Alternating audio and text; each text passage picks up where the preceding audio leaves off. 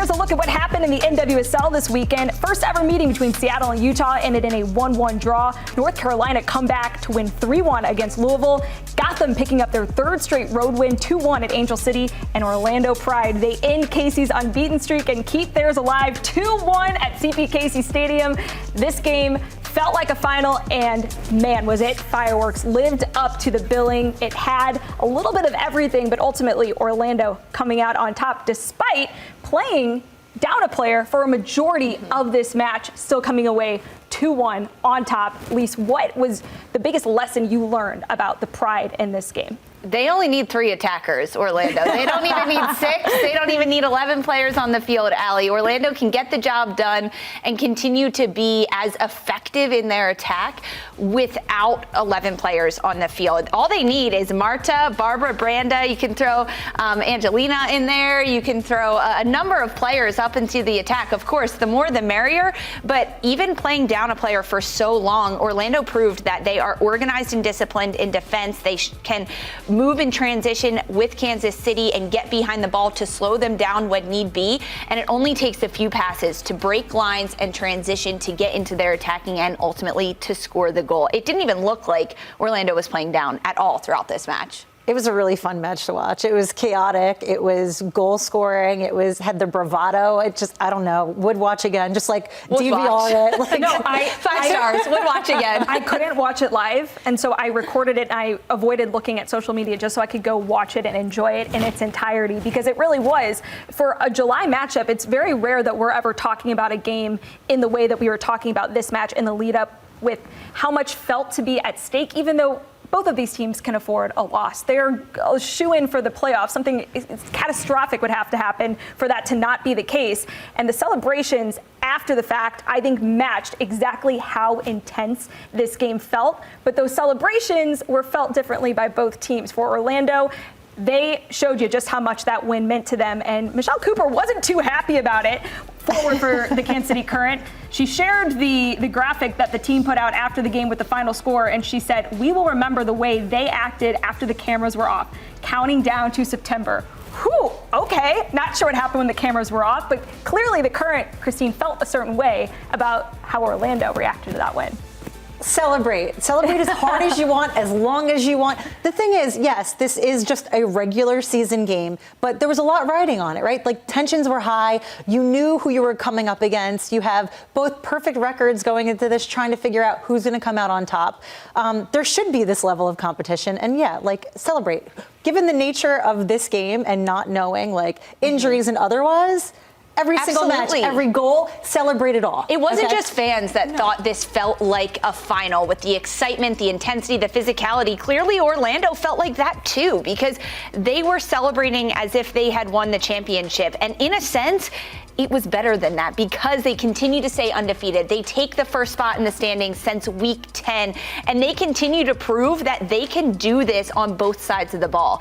So much of this match also was because of Anna Morehouse, the goalkeeper for Orlando Pride. She ultimately had 7 saves throughout this match. She kept Orlando in this game. It was a team effort from front to back, subs coming in off the bench, and even the way Orlando trains. Seb Hines says that he practices playing down a player and what they can do to utilize their attack and the players that they have on the pitch in that moment. Either way, both of these teams get better from the experience of playing in this game. A chapter in Kansas City's villain origin story that might be developing now after the reaction to losing for the first time at CP Casey Stadium to Orlando. This is going to be a storyline to follow as we get closer to the end of the season and the playoffs. We also saw 2 of the Golden Boot contenders facing off. Both had goals in this game, and Timwa Shawinga and Barbara Banda will talk more about their impact on the game later on in the show. Let's chat Angel City and Gotham. It was a big win for Gotham, but for Angel City, their struggles continue, falling 2-1 in this matchup, and it has just been a tough go for them. And the question now becomes, since we've seen some coaching moves made, Casey Stoney out at San Diego, Amy Rodriguez out at Utah Royals, how hot is Becky Tweed's seat with LA 1 win, 2 draws, and 6 losses in their last 9 matches, Lise? It's hot, I think, for sure, when you look at where Angel City wants to be in the table. They want to be higher. They want to be consistently picking up more wins. We also have to remember what's happening off the pitch at Angel City. They're in the midst of a huge potential sale with Willow Bay and her husband, Disney CEO Bob Iger, close to purchasing Angel City. So if Becky Tweed's seat is hot, it's about to get hotter once this sale goes through, because new owners come in and they say, why aren't we winning? Why aren't we picking up points? What's happening here? And there's been no lack of ownership dealt from Angel City. Becky Tweed says, hey, we know we want to be better. And there, Allie Riley, the captain and defender of this Angel City side, has also talked about how they take responsibility and they know they want to be better. It's just working on getting there. I think this Olympic summer break comes at a perfect time for Angel City to regroup and revamp what they have. Yeah, I think you also hit the nail on the head with the high valuation that this side has. Now the juxtaposition of their record, just what they're looking like on field, you're not looking like as attractive of a sale. So I feel like the appetite for letting this run is getting very, very small. I think we'll see moves more quickly than probably maybe they would have been, especially if the sale goes through quickly. There's not going to be the appetite for losing on top of everything else. You want to be getting a very valuable asset, and you don't want to have the diminishing play. Yeah, absolutely. Well said, Christine. And something we'll just continue to watch as this break unfolds if the sale does progress more quickly. Bay FC hosting Washington Spirit, another matchup, and a big storyline for this one was Jonathan Giraldez, the new head coach of Washington Spirit, his first match on the touchline for this Washington Spirit side, which, look, this is a team that's been doing well in the NWSL, Lisa. The expectations were high, but you always wonder when there's a bit of a coaching shuffle, even with all the excitement and anticipation around Giraldez's arrival, just what it will look like. And it started off on a good foot. What did you see tactically from this team with Giraldez on the touchline for the first time, leading the side to a win? For Washington Spirit, they looked the same, if anything better than they have in the past weeks. And that's because they had the interim head coach in Adrian Gonzalez, who was able to slot in before Jonathan Giraldez showed up to be the main head coach. And he laid a really good foundation of what Washington Spirit football is going to look like in 2024. Washington is going to keep the ball. They're going to possess and build out of the back through their lines. And they're going to have a lot of fluidity in their attack, from the front three runners to the two attacking players in their midfield. There's fluid movement. They get the ball wide. They send crosses in. And Al, they've got rookies that can ball on this squad. 5 NWSL 2024 draft picks for Washington Spirit. All 5 of them have scored goals. All 5 of them have played. And that includes a 4th-round pick in Courtney Brown, who has absolutely shown up and showed out for this squad. And then McKenna Morris out of Clemson. She got her first pro start in this match. First pro goal, first pro assist. She draws a penalty. I mean, fireworks everywhere for Washington rookies. So many fun teams to watch right now in the NWSL. And another team on the East Coast that scored 3 goals yesterday, North Carolina, 3 unanswered after going down 1-0 against Racing Louisville. Christine, a huge response. And the first time that North Carolina have come back in a game and won?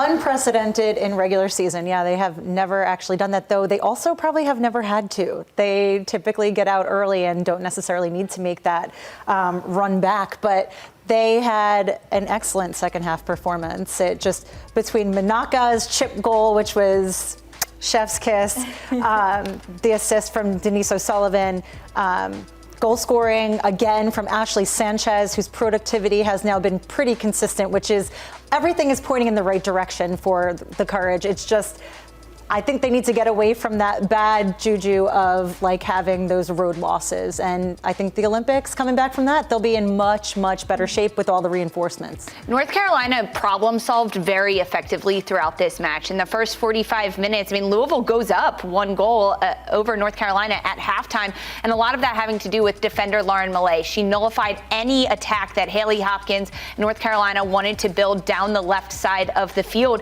And North Carolina had to problem solve. They couldn't build centrally. They needed to find players wider, and they didn't do it well in the first 45 minutes. They changed everything in the second 45 to find those open spaces, to look at the options, and to move off the ball for each other, which then it became like a snowball effect for the Courage. They were able to create more chances and find goals and move in transition. It was high press. Everyone looked like a complete team and a complete unit for North Carolina in the second 45. Being able to find those solutions in the game ultimately just makes you stronger as a group. And Sean Nahas, the head coach of North Carolina Courage, always very active on social media, tweeting after the game how proud he was of the group and that getting 1% better.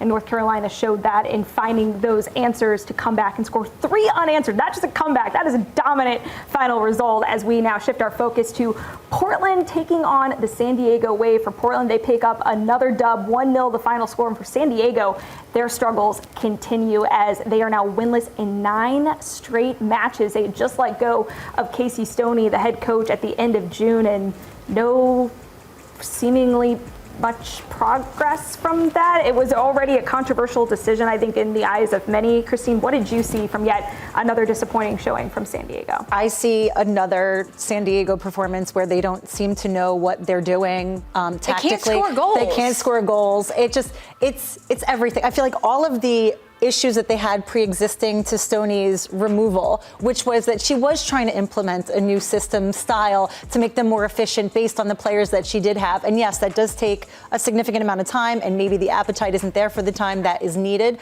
But if you don't have an identity and you're just going to put players out there and say, okay, let's go, and you're not scoring goals, nothing's going to change. San Diego should be scoring goals. You look at this roster. They have Alex Morgan, Jaden Shaw, Mackenzie Doniak, Savannah McCaskill in the midfield. These are all goal-scoring players in the NWSL. And in the first half for San Diego against Portland, not a single shot on target. The lack of build-up for San Diego is what is really frustrating to see because they have been so effective at it last year. Even if they were going direct, it worked. Why not revert back to that at this point, or at least try to do it? Because once you, as a defender, if your attack isn't continuously scoring, it also becomes deflating for you 100%. because you know you can't let a single goal in, otherwise you're potentially going to lose this game.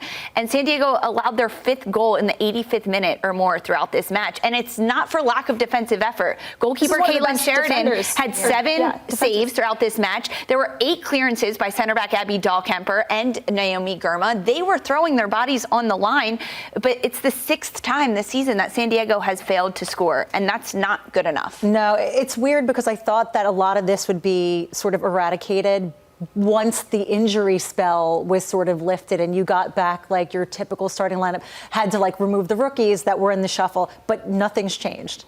No, it's shocking, and it's the build-up. It's also some of the decision-making. At times, this team doesn't look like there's any cohesion whatsoever, or that no chemistry. And they have veterans on that team. Yeah, so but Melanie Barcenas, the 16-year-old, had one of the best chances in the game. Exactly that juxtaposition, yes.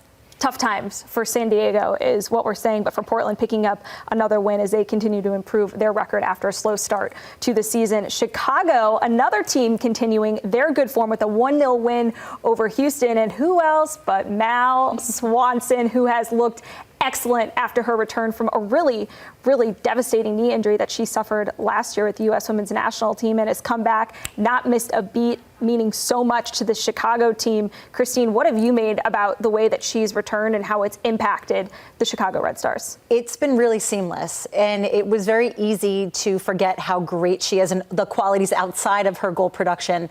She's just a really smart player. To see her just kind of turn it back on and say, oh, that's who we saw. That's who we know she is, and sort of start to eclipse that is really promising. It's unfortunate that Chicago have kind of had the bumpy season that they've had thus far, but she's been outstanding. I mean, she's sitting 4th now in the Golden Boot race. I don't think that she'll slow up. But that's also coupled now with some really strong defense as well. This is the 3rd clean sheet of the season and 2nd straight for Chicago. What's been working there, Lise? For Swanson and this Chicago side at all, their mentality is defense first. From the front to the back, which is different than how Swanson has been asked to play internationally, even with Chicago prior to this year. But you look at the goal that Chicago and Swanson scored this past weekend over Houston. It came from defense. High press that is driven by Swanson at the top. And then you have a little Nagasago pickoff and running through. But when front to back, defensively, Alyssa Nair in goal doing her job consistently. But Sam Staub has been a huge asset for this Chicago side, saving them at times, even against a Houston side that got some good chances. Staub was always there to nullify any huge chance that the opposition got. Seattle, Utah, the other matchup we're going to talk about. 1-1 the final score, which for Utah has got to feel a little bit like a win. They're just looking to pick up results the best that they can. While for Seattle, they had chances, Christine, in this game, but as it has plagued them already many times this season, just unable to convert on a lot of those chances. What are they lacking up top? A clinical finish. They have all of the creation and the movement is good, and then there's just very few shots on target or shots at all. They can't finish. They can't finish, and Utah capitalized on the fact that, you know, they make an error, try to get in there. Again, Utah haven't been super productive either. You're talking about two teams at the bottom of the table. But Utah in the second half absolutely looked like a much better team, which is not what you'd expect of Laura Harvey's side, to just like pale in comparison to what is essentially an expansion side. Yeah, and this was a big result for Utah as they snapped a back-to-back shutout streak, while for Seattle, winless in their last 9 matches. A draw is not a bad result, but when you look at it in the context of their recent form and being unable to get a win, it does just kind of start to become a trend at that point. So that is the weekend in the NWSL. Ooh, a little whip around. I got whiplash there. It was good. Everything in.